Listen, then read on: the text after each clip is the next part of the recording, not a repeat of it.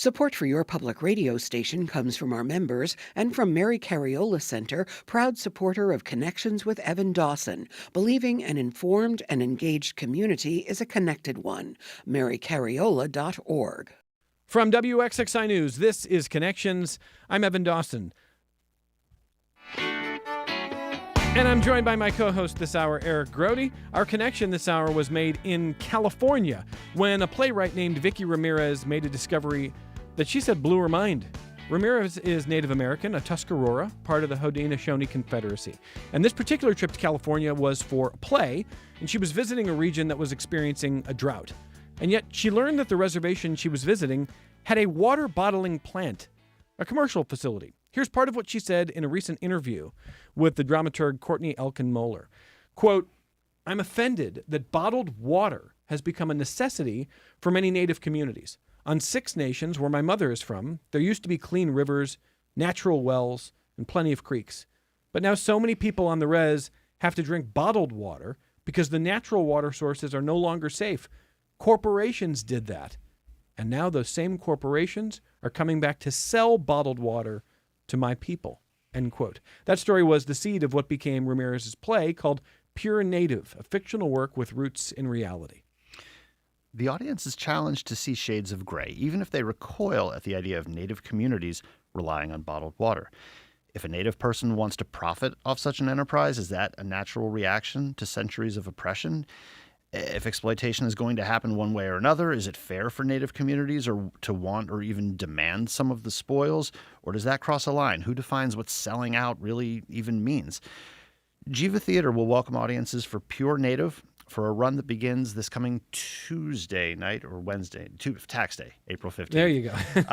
But first, we're glad to welcome the playwright, Vicky Ramirez, to Connections. Yeah, hello, welcome. Thank you for being here, Vicky Ramirez. Thank you. And it's great to have you. And to Eric's point about the run starts, this is where I get confused. This is your theater world here. Yep. So the official opening is the 19th of April, but previews is what they're called. They start Previews. Tuesday. And in some places, like on Broadway, for example, I mean, there'll be weeks and sometimes months of previews where the audience, as Vicky said earlier, lets you know what it doesn't like, and then you do that show and then work on a slightly tweaked version of that show for the next performance. So we've got Vicky here. Welcome to Ansley Jemison, who is cultural liaison at Ganonigan State Historic Site, cultural consultant on Pure Native. Ansley, welcome back. Nice to see you in studio. Likewise, Evan. Good to see you. And welcome to Aaron DeMercy. Aaron is Director of Connectivity for Jiva Theater. Aaron, thank you for being here as well. Thank you, Evan. Great to be here. So I think I'm just going to leave for an hour. I'll come back, Eric. No, don't do that.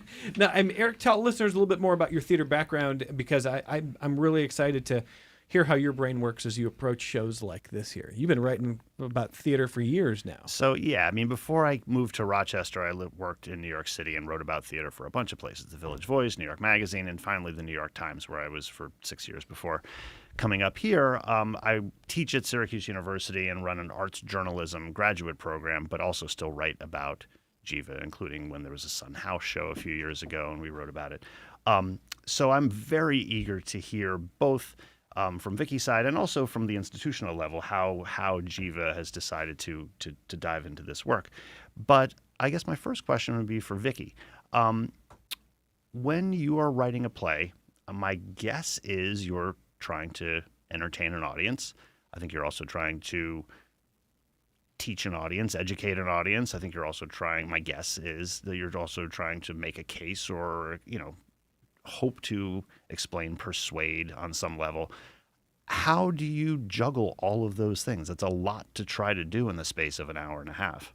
It's well, when I start writing, usually it's almost like I hear voices in my head. So I start roughly, but for me, it's really about the impact of, like, when you think of a concern, an issue, something that crops up on your radar, that it's like, I want to address this. When I start writing, I don't focus on how do I explain or teach. I try to think and understand what is that impact? What is that impact on the people that I want to write about? What is that impact upon their lifestyle, who they are? And so I'm always very character driven when I get started, even though I do write issue based theater, but it's always starting with the character, because I think issues are more palatable when they're from an intimate level, when you explore it through the lens of somebody. Sure. And from my experience, at least, is issue-based plays can sometimes get a bad rap. But I mean, Ibsen wrote issue plays. Right. Susan Larry Parks writes issue. I mean, there's a long lineage of great work being done in that Right. space. But as you said, the characters kind of point you in the direction that you want to tell the story. Yes, exactly. For instance, in Pure Native, I thought, when I first heard about the bottled water factory on the Morongo reservation, it really just was something that confused me from a Haudenosaunee standpoint. You don't use your resources in that manner. You don't market it like that. You're supposed to take what you need, leave the rest for people who also will need. And I heard about all the resentment that was building in the townspeople around, and I thought, well, how would that go? And it's like, well, maybe it's somebody who wants to reclaim themselves to the community. The community's in crisis. And so so how do they, why would they take something this big back? And he's working in the food industry, the corporate food industry. And, bottled water is all over the place, and it's a huge industry, and it's on fire. And it's just one of those things, well, we have a lot of water. Maybe this is something we can, and there's a lot of history about indigenous folks losing their water sources to all sorts of different circumstances. But And so, because I haven't seen the play yet because it hasn't opened yet, but I've read it. So just for a little context for the listeners, as this play is set on a Haudenosaunee reservation, and the characters are all originally from the reservation, but there is a bit of a prodigal son. There's a character who comes back and brings this notion or this idea, correct? yes, yeah. Brewster is somebody who left the reservation under a cloud. He is somebody who had addiction issues and was the catalyst for an elder having an accident. So he left while still sort of in the throes of that struggle. And when it's been a decade, and he's cleaned himself up, he's found a way to live in the world. Because when I write, that's especially for an indigenous person trying to live in the contemporary world, trying to live with one foot, the foot in the canoe, foot in the boat type issue. It's always difficult. It's always difficult. And it's like, so how do we navigate that? But in Brewster's case, he thrived. He got extremely successful, and he found a way to pull himself out of his addiction. So he's like, why can't this work for my people? Whereas, meanwhile, just the very fact of his success seems to set some of the other characters on edge as much as the idea that he's bringing. Absolutely. It's that success that consumerism, the capitalism, the whole idea that money is going to solve everything for us. Again, it's very much against what we believe traditionally. Traditionally, it's really about being in community, being amongst your support system. That's what you should drive to: support community and share your knowledge and help build community, not build a fortune for yourself individually. So there's that element of it as well. And he comes back bringing this individual success, all the trappings. We have some fun with some of his little, signs of success, and just the juxtaposition of that on the reservation, having an Apple Watch where there's kind of spotty cell service, Right. things like that. But he quickly makes the case, look, someone's about to make a lot of money off of this, and wouldn't it be nice if just for once we were among those people who reap the benefits? Exactly. It's like, I'm offering us a seat at the table, but he does make the point that you can say no now, they're still going to come.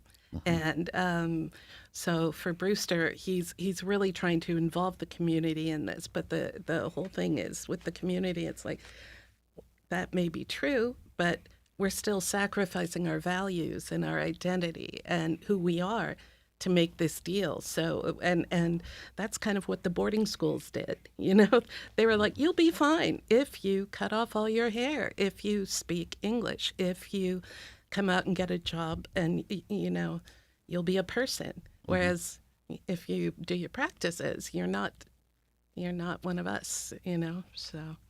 So let me ask Aaron DeMercy, who is the director of connectivity at Jiva. You know, any given year, dozens, if not hundreds, of plays cross the desk of the artistic director and the team. What plays do we want to take on? What reasons? You know, the budget, the number of actors, a million different criteria. Can you talk a little bit about how Pure Native got into the building in the first place and the decisions that brought it to us now? Absolutely, yeah. I think one of the most special things about this production is that it is the fruit of a partnership that has been growing for a long time. I'm fairly new to Jiva, but I'm very excited to join the curation team and learn more about their process. But I think this play in particular grew out of a suggestion from Delana Studi, who was one of our artists in residence, and was in the production of And So We Walked, which she also created. And then we had a show called The Mush Hole that we helped out with, I believe, last year. And so really centering and wanting to be a place where Indigenous stories are told and Indigenous folks feel welcome and feel seen, valued, and represented accurately and respectfully is a huge part of the goals of Jiva as an institution. And so we're really trying to be worthy of that partnership and continue to learn and grow, but also to invite Indigenous people into the space and make it feel like it's part of our shared community resources. So two of the things that really have come through in my time working with the Haudenosaunee community at my previous position at the Museum and Science Center, and also at Jiva, are gratitude and reciprocity. Those are just two things that come back again and again. And I think that reciprocity and that sort of culture of abundance and generosity, and also expressing gratitude often and thoroughly and ongoing, are really important things that we're trying to cultivate at Jiva also.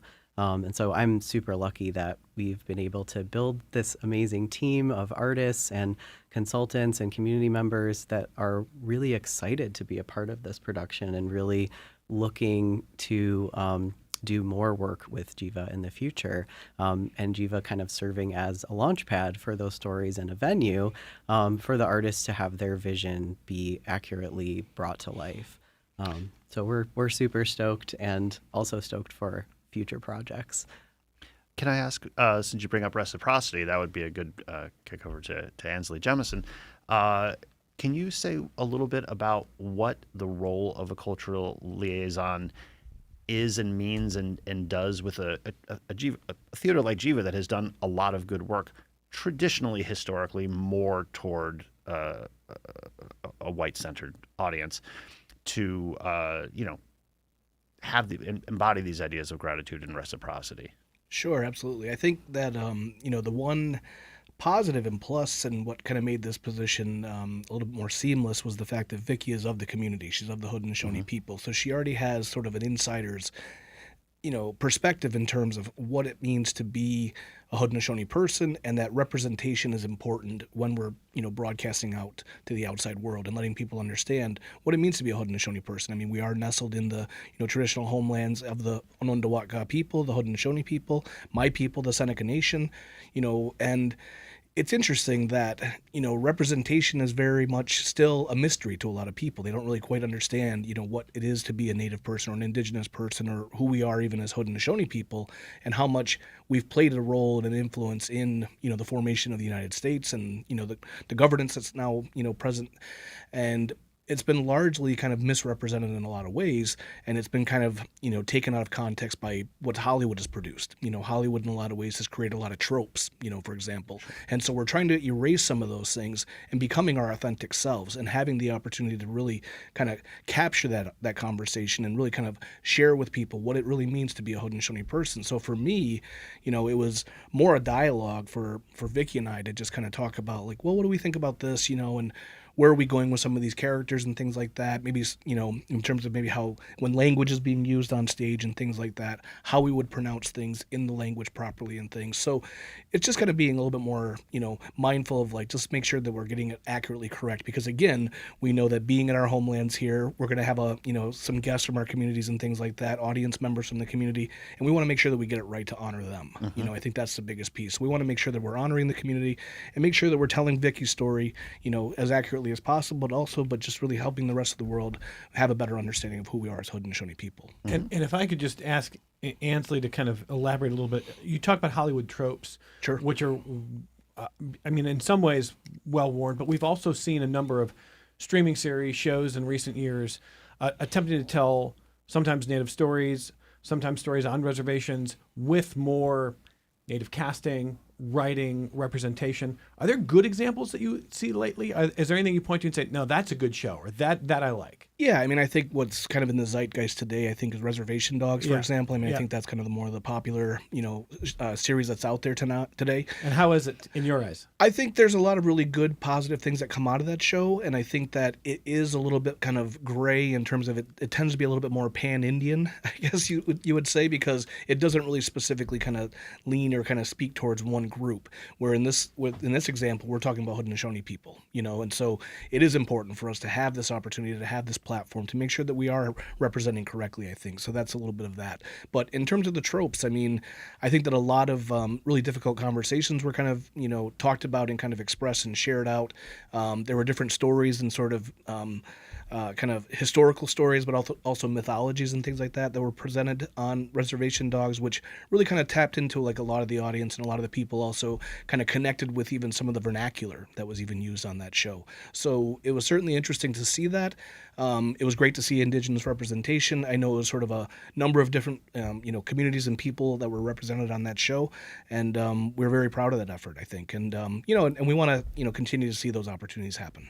And I'm thinking about the ways that this kind of a show would be obviously central to a lot of the stories of Native communities that have been exploited, that have had treaties broken. Last hour we talked about the Erie Canal, which gets a lot of celebration, but for Native communities, it broke. What did you say? In one instance, the Oneida Nation, I think, had 27 or 29 treaties, just that one nation alone, that were just outly flouted and violated, Sure. sliced of the land. So these stories happen so routinely, but anybody from any background can probably relate to, wherever you grew up, is there a story in which a big corporation came to town, and maybe it was the end of the small stores in your community? Maybe there was questions about, do we want this? Should we? And then there may be questions on, well, if it's coming anyway, should we get a hand in this? Should we profit from it? And what I appreciate, and I'd love to hear, as the playwright, you talk about this theme, and then maybe from the critical eye, I'd love to hear what Eric has to say. But I think there's an importance of not making this a caricature. Your characters are real people, and whatever your personal view is, Vicky, whatever your view is, whether it's I'm with Brewster, if it's happening, it's happening, and let's get our hands in it, versus the I don't care if it's happening, it doesn't represent our values, and we should not be part of it. Whatever your personal views are, it would be easy to make, well, this is the villain and this is the good guy, and the audience is going to be sort of talked down to, as opposed to seeing a real human discussion about hard issues that I think very acutely have faced Native communities, but a lot of communities can relate to that. So can you talk about creating real texture among the characters and the ideas? Well, for me, I always operate, especially if it's a Haudenosaunee story, but really for any, I don't believe in antagonists, protagonists. I believe everybody's a protagonist. Everybody is coming in like it's all their story coming together. And my approach is trying to understand the side that I am, especially not necessarily in agreement with, trying to empathize. Like I always try to shoot from a empathy level to understand what would be appealing for this particular character in their circumstance, and try to understand it, to put it out there. And I do want the conversations to be real conversations. I want the arguments to be real arguments. I want people to say, well, that's fair. That's fair. I disagree with it, but I understand why you came to that conclusion. And then I put it up against the other character, and maybe I have more empathy with that character. But it's really, for me, it's always about the discussion, because with our people, it is always about the discussion. There's no, we're the Haudenosaunee people, but we are 6 nations. We're all self-governed. We're all have different reservations. We all have different ways of operating, different, you could go to one reservation and things are very rigid about something, but you go to another one and it's much looser. That's who we are. It's kind of, that's why we always say, we are the oldest operating democracy consistently, because we are very much the voice, like the people's voice is to be heard. And we function in that way. Like we there's no arbitrary decisions, no rigid sort of protocol. I mean, Yeah. And I'm curious about, so Ansley mentioned the sort of the pan-Indian nature of Reservation Dogs, for example. Compared to this work, which deals with things like governance, for example, in a way that you learn a lot, or at least I, as a non-native, consumer of it, learn a lot about how this community is going to make this decision and the steps that come into play for that. How do you thread that needle in order to basically like take me by the hand and help make sure I understand just the stakes and how those stakes are going to play out, while not just rehashing stuff that a more traditional Indigenous audience would already know all about that? I think it's by approaching it from a level of impact. When you demonstrate the impact of a question or the impact of a discussion on the character, what that means from a personal level, from an emotional level, there is some intellectual, there is some discourse in there. I try to cut down on the exposition, but again, I'm Haudenosaunee. That's probably not going to happen. You try to have fun. But you also try to get that really core emotion in there, and understanding that, well, this might work for this character because of where they are in their circumstance in their life, but it's not going to work for this one because they're cut off from that potentiality, that possibility. It represents a lot different things. You see that in one of the couples in the play, where the bottled water factory is very exciting for the one partner, whereas the other partner is horrified at the idea. And it's just that circumstance, that family dealing with the fact of this proposition, or this, sort of Damocles that is dangling over the res. So I try. That's how I try to do it, and I hope that I get the points in there that folks can follow along. But I think everybody too, though, can empathize with something that doesn't quite blend in with your belief system, or seems like something is a culture change that could really. I think specificity always helps, because the more specific you get, it seems like the more universal the writing is. And Eric, you mentioned that there are playwrights who absolutely write about issues or maybe points of view while also giving you rich characters and stories, but sometimes that may be perceived as a harder sell for the audience. Is that am I hearing that correctly? Is there this idea that audiences sometimes just want to be entertained and don't want to feel like they have to learn something? Well, yeah, ultimately you want to be entertained, and no one wants to be lectured to. And if a play, you can do this more or less artfully, and if the characters kind of fade away and it becomes about the drumming in of a certain message, audiences are going to tune that. In my opinion, audiences are going to tune that out. However, there can be a lot of stealth messaging and kind of, conveying these by characters who you've come to appreciate and like on some level maybe, or and understand why they would have that idea and then see those ideas shift over time. No, I mean, you can pack a lot of that sort of info in, and I think the audiences are kind of none the wiser, or they do know on some level, but they don't mind. Yeah. You agree with that? I do agree with that. I mean, we have a lot of comedy in the play on purpose. So, And Ansley is nodding over there. So for you, as not only a cultural liaison, but someone who's, you've podcasted. Everybody's a critic these days. How successful is the playwright in achieving some of those goals in your mind? Yeah, I mean, I think one of the pieces that I think it's a very well written play. I think that the fact that the cast is not of Haudenosaunee background. I mean, they are native, folks, but they have different sort of backgrounds that they're coming from, and there's also sort of different customs and practices and protocols that they're all coming from, and the fact that they're able to kind of relate to the story. Again, I think that there's some disguised learning in here, as you're kind of mentioning, Eric, in terms of how there's some disguised nuance as well in terms of a little bit of the information that's kind of being shared with you about the complexity of Haudenosaunee, communities, governances. We have elective systems, we have hereditary chief systems, and it's not really just one specific sort of situation that's happening here. And Vicky's done an artful and masterful way of kind of blending all of that and kind of making it seamless in a way that you can kind of relate and still kind of see the challenge, see the issues and things like that, and yet still be respectful and mindful of the fact that like we are still kind of a people of a proud people, that we want to be respectful of our culture and be able to put our best foot forward in terms of how we want to represent ourselves. So this is going to be a really clumsy question. Okay.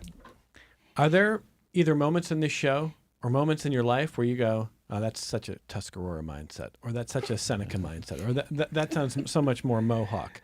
Do those distinctions among the Six Nations happen? It does happen, I think. I think there are different situational issues and challenges that are faced on each of our communities, really, And, I think in particular, I mean, this one is, based in Six Nations loosely, I guess. And in Six Nations and in Canada in particular, there's almost 85 to 90% of the indigenous communities in Canada are under boil water alerts, so there's a real problem with water. There's water issues that are there that are real.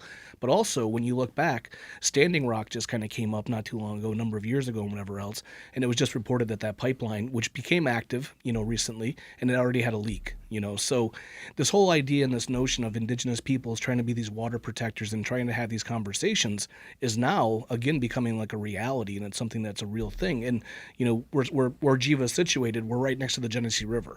I don't think anybody would want to take a cup of water out of the Genesee River to take a sip, right? I think that's probably right. I got to say, I was relieved when Vicky's reaction to my question. You were sort of nodding knowingly with it when I said, would you say that was so Tuscarora or that was so Seneca?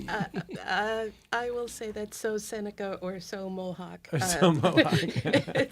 What's the difference? It's just like we have these identities within our nations, and Sure. the Mohawks and the Senecas are the keepers of the keepers of the western door. The Senecas keepers of the eastern door. The Mohawks, they're the warrior nations, the spokespeople.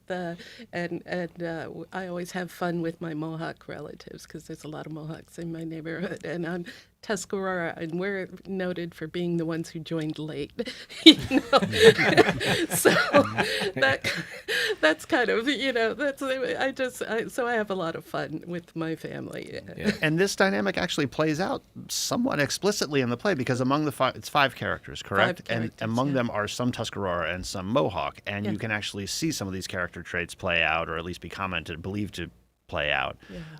As Well, they're good. That means I did it. After our only break of the hour, we're going to come back, and I got a couple of listener comments, one that I think Aaron DeMercy can respond to, and we'll continue the conversation as we get ready for the opening. There's what's it called, the pre-show run? What is that called again? Previews. Previews are coming up starting on Tuesday, and the official run starting on April 19th. They would love to see you at Jiva for you got a lot of opportunity to see Pure Native, and the playwright is with us, Vicky Ramirez. Ansley Jemison is with us. Aaron DeMercy from Jiva is with us, and Eric Grody and I will be right back to continue the conversation on Connections.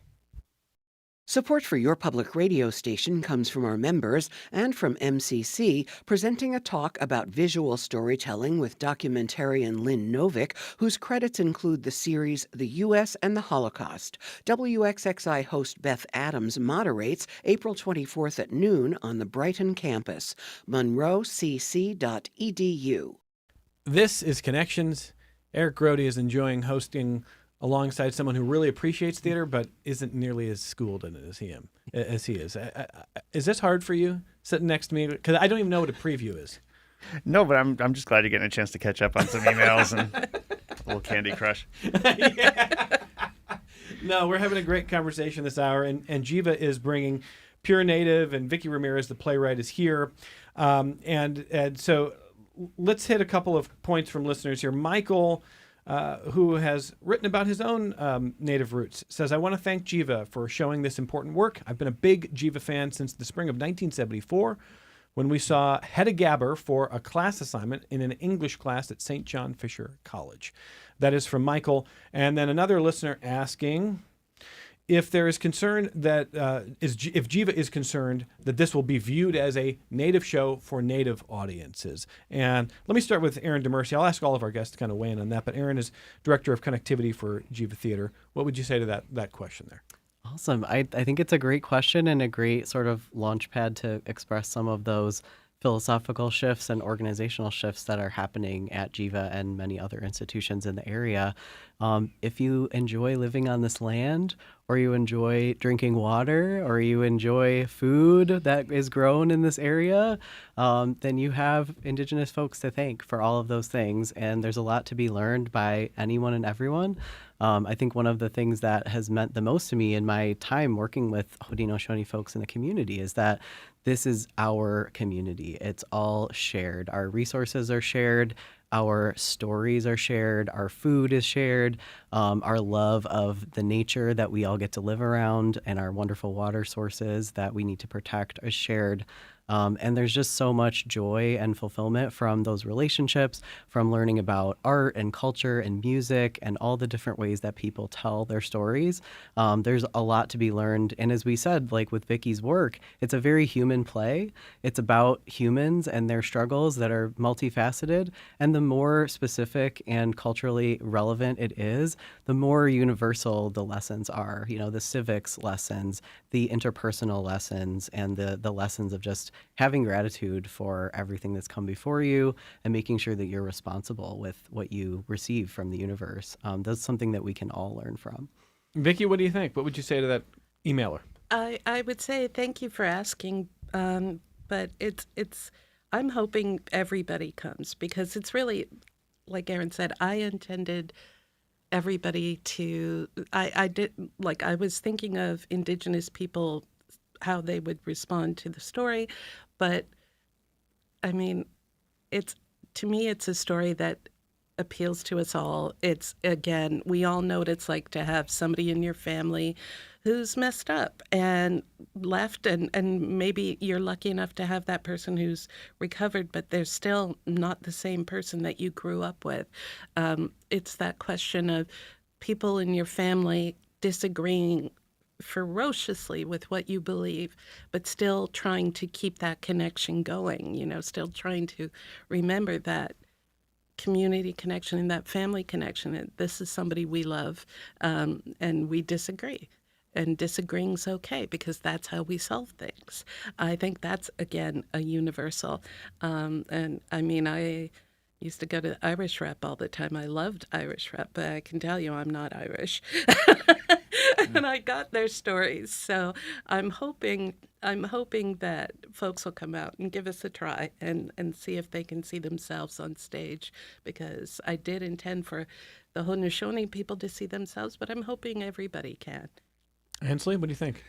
Yeah, I mean, and shameless plug quickly, sorry, Evan. On my podcast, Original People's Podcast, we've actually wrestled with this conversation a little bit in terms of, Indigenous art, Native art, and how is it defined and why is it defined and why is it important to define it as such and why can't it just be art? Why can't it just be a play as opposed to a Native play?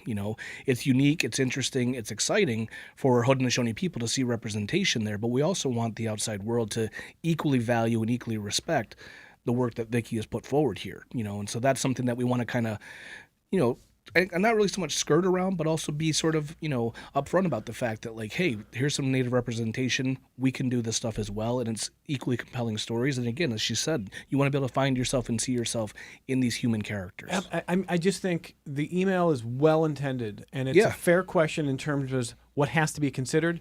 However, there's a little bit of setting the world from the if it's a play, it's a play. But if it's written by a black playwright, well, it might be a black show. And if it's written by a native, now it's a native show. Mm-hmm. Whereas, like, the default is, white people. Right. I mean, like, there's no reason why Death of a Salesman wouldn't be a white play by that reckoning. But nobody calls Death of a Salesman a white play. But it is. Yes, it is. Well, even right now, like, I mean, Denzel Washington's playing Othello, on Broadway right now. And it's like, is he normally that character that everybody would think about? I mean, when, thinking about that character, and so I think it's important and it's great that Vicky is a renowned artist, I think, and she's a successful playwright, and for us to kind of get over that little bit of that hurdle as to, like, oh, that's a native play, that's just for them, like, no, it's for everybody. We want everybody to kind of understand. And again, the issue at hand again is water, and that's what my reference to Standing Rock was, is that this is something that we can all relate to. This is something that we're all made up of. This is something that's a relative and a relationship that we have to kind of value and think about and consider. Again, like, why is it that we walk into an airport now and you pay $6 for a bottle of water? Like, who has the right to that? So you're asking some bigger questions, really, kind of geopolitically, as far as, like, who has the rights to be able to commodify resources. Yeah, but I'm sure where I grew up in Cleveland, Cuyahoga has to have.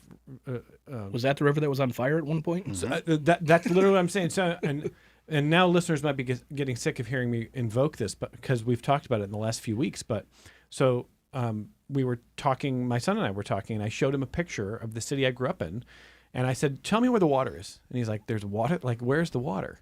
I mean, it was orange. It was orange. Wow. It was an aerial shot. I mean, it's like from the 70s. And I think the river caught fire in the 60s. But Cuyahoga, is that a native term? Is that a native? Sure. Sounds like yeah, it. I assume so. Again, I don't want but it was amazing watching growing up in a city where the river was on fire and people were just taking it for granted. And I hope now the water's cleaner. That river is cleaner. It doesn't burn anymore.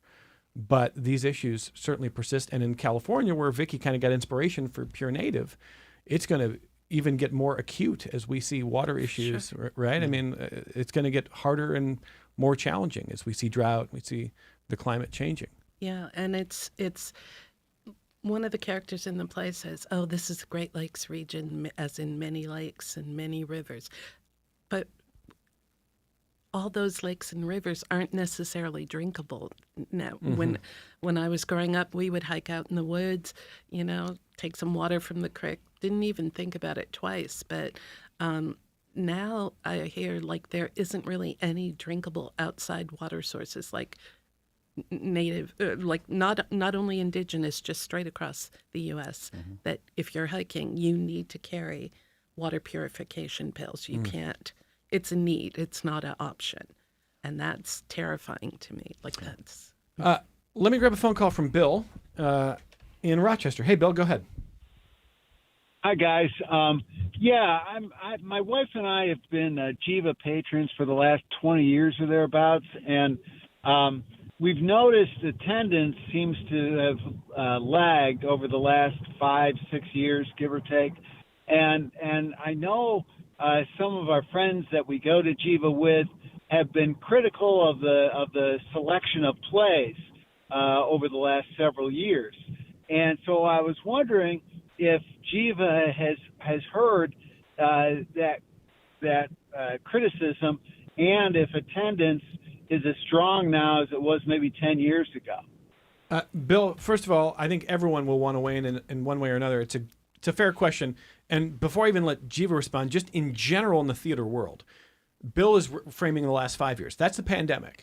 And habits, I mean, we're in a post-pandemic world now, but habits have not fully bounced back to 2019, have we? No, I'm talking across the board. No, but live theater is absolutely, I don't have the hard numbers in front of me, but I mean, Jiva, the former managing director of Jiva, told me at one point that had it not been for PPP and some of the government funding, I mean, the regional theater movement in America would be more about. I mean, there would be no regional theaters left if not for that. Now, how many? A lot of theaters skew toward older audiences in some cases. It's fairly tight quarters. I mean, we have seen some people get out of the habit and not get back into the habit of going to the theater. The question is, how do you replace those audiences with newer, younger audiences? And there are a lot of layers to that. But and I don't want to suggest to Bill, the layers is the point. It's not just one thing.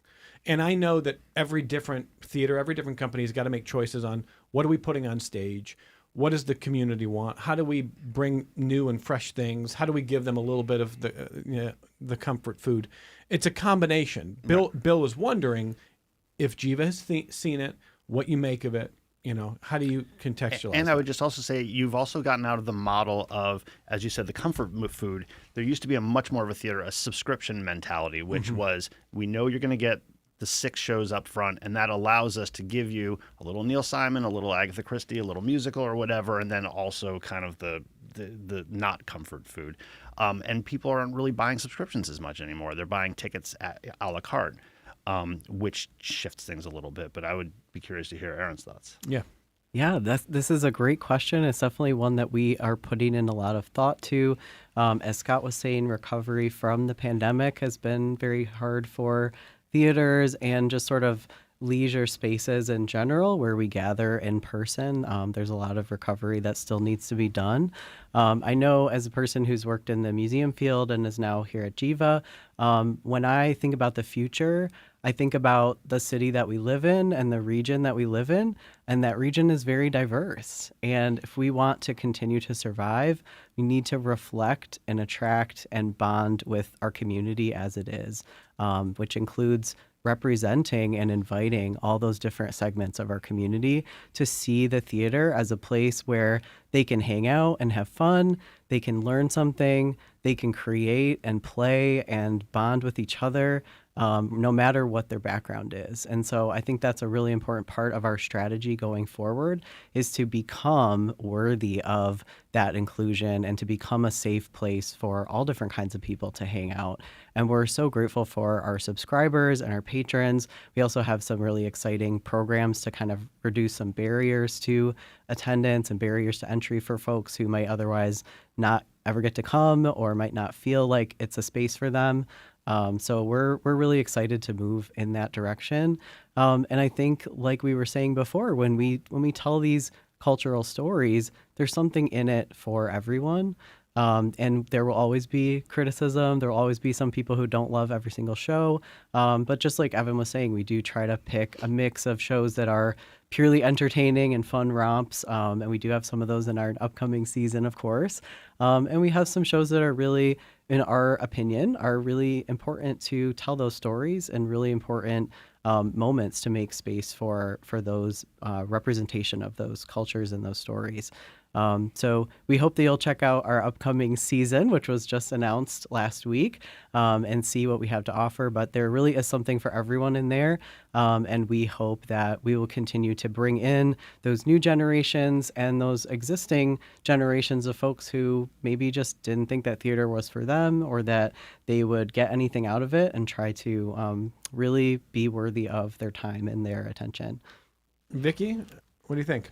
It's funny because this is a conversation I feel like I've been having for the past 5 years with a lot of my playwright buddies, and everybody is doom and gloom. It's like, is it the death of theater? It's like, no, it's not the death of theater. It's the growing pains. It's the morphing pains. It's like a chrysalis. You start it this way, and because the subscription model, we were talking about that it really served really well for a long time. But for many years before that, thousands, if we go into the deep history of theater, that model didn't exist, and theater still survived. And I just think it's a change. The pandemic has made us all change in many different respects, and it's definitely impacting all of the arts communities that way. Yeah. And Vicky, it certainly has affected. You're right. I mean, the pandemic changed some of our habits in terms of Am I going to stream instead of going to a movie theater? Am I going to go to a play? Am I going to stay home more often? Do I wear pajama pants 90% of my days? I mean, like, the pandemic has affected a lot of different things. Yeah. But it's not just that. And again, there's no data behind what I'm about to say, but I heard a 13-year-old, not my 13-year-old, but a 13-year-old recently said, let's say it was a sleepover for a birthday party. And let's say I said, you guys want to just put on a movie? And the response was, nobody our age watches movies. That takes forever. Right, Like, exactly. And I was like, Yeah. what? Wow. Now, I don't know that that's a full representation of that generation, but we are seeing these generations now. I'm in a bridge generation. Gen X is bridge. Like, I grew up without internet. I grew up without a cell phone, and I'm glad I did. But kids no longer. I mean, like, their attention is getting really divided and fought for and fragmented. And everyone wants younger audiences. Theaters want younger audiences. WXXI wants younger audiences. We do. I do. By the way, I mean, like, I want to grow all parts of the audience, including the young part of the audience. yeah. Your podcast. I mean, everybody. So are you worried that as time goes on, that habit of going to the theater is getting lost at all? A little bit, yeah. I mean, I understand what you're saying completely. And again, it's a question of we have to look at theater itself as a form. What are make it a little more elastic, there's some sort of flexibility. I think we could get them out of the house to come out, but will we be able to get them to sit, like my place, 2 hours? That sounds like forever, I'm sure, for the young folks. But there's other formats of theater, immersive theater, that, you go through a building or you go through a site and you experience things in real time and you're part of the story, that I think would appeal to them, especially if they're gamers. There's playwright friends of mine who are exploring storytelling through gaming. They're exploring, how do I adapt this to creating a complete story in a way that still satisfies me, my requirements as an artist, but will play to these folks who we have to give a stimulus every 2 minutes. And of course, the short play format, finding ways to do that in like quick vignettes. So it's just a case of, putting on our stretchy clothes and trying to find a way to make it work. Go ahead, Eric. I had a representation question. When Ansley mentioned Othello, which currently Denzel Washington is on Broadway as a black actor playing a Moorish general. Not that long ago, it wasn't necessarily a given that it would be a black actor playing Othello. Absolutely. In Otello, the opera, that's still very much up in the air. I think a lot of those fights have been fought and won, in my opinion, about, different ethnicities being played on stage by other actors. You're seeing it now play up. Can, gay or trans characters, can or should they be played by straight performers? You see it with neurodiverse characters. Should Claire Danes be able to play Temple Grandin? That kind of thing. And I did wonder about, as you slice that pie, so we mentioned that this is a completely native acting company, but not necessarily from corresponding tribes or nations. I mean, there are different pan-Indian casting. One thing that caught my eye when I went through the program was, I believe there was a native lighting designer, a native costume designer, a native sound designer. What does that bring to the equation to have a native design team working on the show? Well, it's really exciting for me. I just thrilled with the idea. Again, it's elevating the Indigenous theater form, where we're all working together on a project. Pan-Indigenous is something that happens. People think, oh, such and such is well, how many buffalo do your people? And it's like, we don't do buffaloes. We're the canoe group, So, but so we try to avoid it. But at the same time, there is a commonality. There is threads where we can take time to, like we did a little gratitude circle before we got started for tech, just to bring everybody together and make sure we're all on the same page on what we're doing on stage. And just like in a play, when you're directing a play, bringing the actors together to ensure that they're all on the same page about the world they're inhabiting, because sometimes some actors are inhabiting another world when it's, and the rest of the company's over here. So it's always good to have us come together, but it's also just a reinforcement. It's just a way to say, hey, it's happening. And for the youth, it's like, this is somewhere where you're welcome. You are welcome in the theater.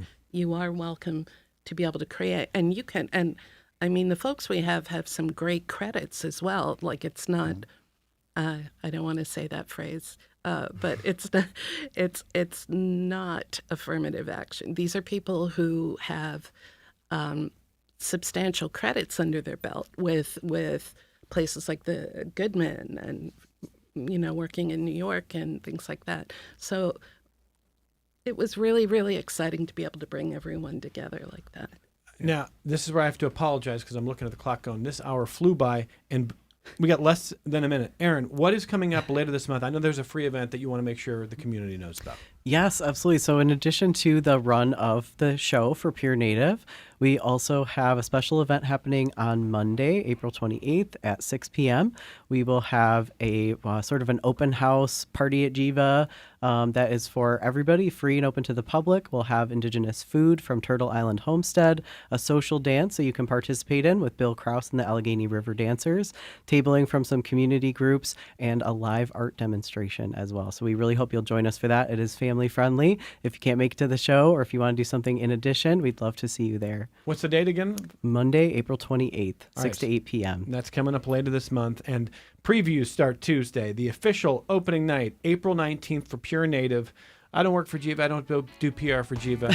I just like talking to them about shows that they're doing. And I love having Eric Grody piloting the ship with me. This has been really fun. And you're very generous to come in and co-host. Oh, this has been a blast. Thanks for having me. Eric Grody, great job. And I want to thank Vicki Ramirez, the playwright of Pure Native, for telling us about the story and your process. Good luck with the run. Thank you for being here. Thank you for having us. Ansley Jemison, your podcast is what? The Original People's Podcast, but I also want to give a shout out to the Friends of Ganondagan for this partnership with Jiva Theater as well.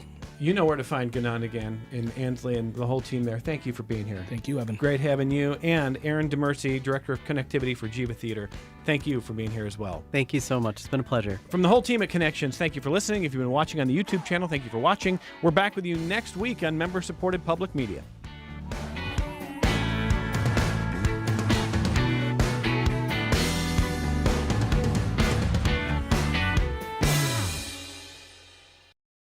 This program is a production of WXXI Public Radio. The views expressed do not necessarily represent those of this station, its staff, management, or underwriters. The broadcast is meant for the private use of our audience. Any rebroadcast or use in another medium without expressed written consent of WXXI is strictly prohibited. Connections with Evan Dawson is available as a podcast. Just click on the Connections link at WXXInews.org.